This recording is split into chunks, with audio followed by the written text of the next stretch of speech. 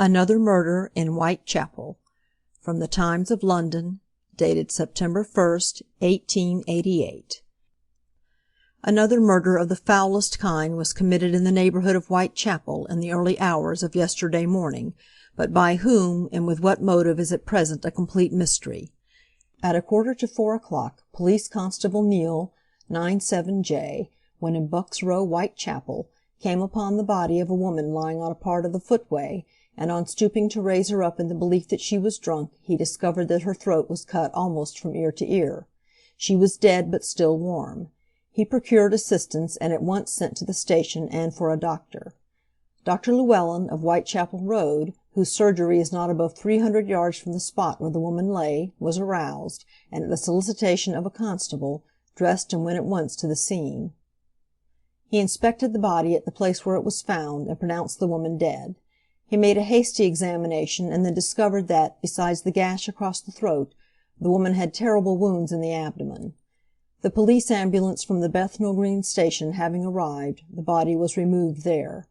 A further examination showed the horrible nature of the crime, there being other fearful cuts and gashes, and one of which was sufficient to cause death apart from the wounds across the throat. After the body was removed to the mortuary of the parish, in Old Montague Street, Whitechapel, steps were taken to secure, if possible, identification, but at first with little prospect of success. The clothing was of a common description, but the skirt of one petticoat and the band of another article bore the stencil stamp of Lambeth Workhouse.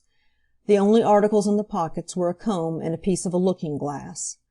The latter led the police to conclude that the murdered woman was an inhabitant of the numerous lodging-houses of the neighbourhood, and officers were dispatched to make inquiries about, as well as other officers to Lambeth to get the matron of the workhouse to view the body with a view to identification. The latter, however, could not identify, and said that the clothing might have been issued any time during the past 2 or 3 years. As the news of the murder spread, however, first one woman and then another came forward to view the body, and at length it was found that a woman answering the description of the murdered woman had lodged in a common lodging-house, 18 Thrall Street, Spitalfields. Women from that place were fetched, and they identified the deceased as Polly, who had shared a room with 3 other women in the place on the usual terms of such houses, nightly payment of 4d. each woman having a separate bed. It was gathered that the deceased had led the life of an unfortunate while lodging in the house, which was only for about 3 weeks past. Nothing more was known of her by them, but that when she presented herself for her lodging on Thursday night she was turned away by the deputy because she had not the money. She was then the worse for drink, but not drunk, and turned away laughing, saying, "I'll soon get my doss money, see what a jolly bonnet I've got now." She was wearing a bonnet, which she had not been seen with before, and left the lodging-house door. A woman of the neighbourhood saw her later, she told the police, even as late as 2:30 on Friday morning, in Whitechapel Road, opposite the church, and at the corner of Osborne Street, and at 3:45 she was found within 500 yards of the spot, murdered. The people of the lodging-house knew her as Polly, but at about 7:30 last evening, a woman named Mary Ann Monk, at present an inmate of Lambeth Workhouse, was taken to the mortuary, and identified the body as that of Mary Ann Nichols, also called Polly Nichols. She knew her, she said, as they were inmates of the Lambeth Workhouse together in April and May last, the deceased having been passed there from another workhouse. On the 12th of May, according to Monk, Nichols left the workhouse to take a situation as servant at Ingleside, Wandsworth Common. It afterwards became known that Nichols betrayed her trust as domestic servant by stealing £3 from her employer and absconding. From that time she had been wandering about. Monk met her, she said, about 6 weeks ago when herself out of the workhouse, and drank with her. She was sure the deceased was Polly Nichols, and having twice viewed the features as the body lay in the shell, maintained her opinion. So far the police have satisfied themselves, but as to getting a clue to her murderer they express little hope. The matter is being investigated by Detective Inspector Aberline, of Scotland Yard, and Inspector Helson, J Division.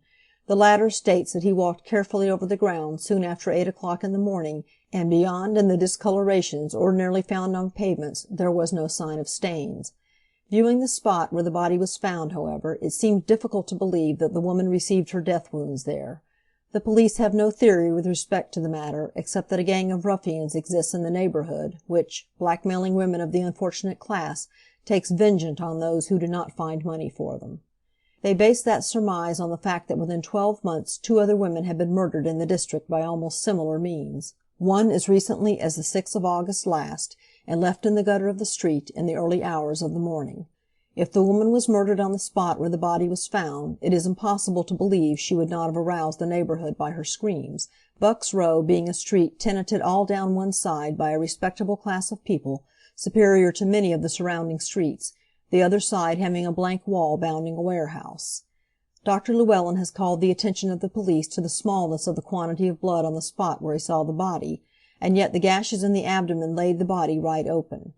The weapon used would scarcely have been a sailor's jackknife, but a pointed weapon with a stout back, such as a cork cutter's or shoemaker's knife.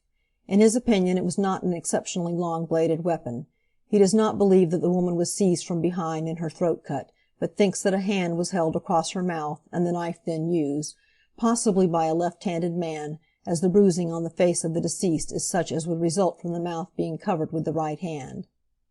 He made a second examination of the body in the mortuary, and on that based his conclusion, but will make no actual post-mortem until he receives the coroner's orders.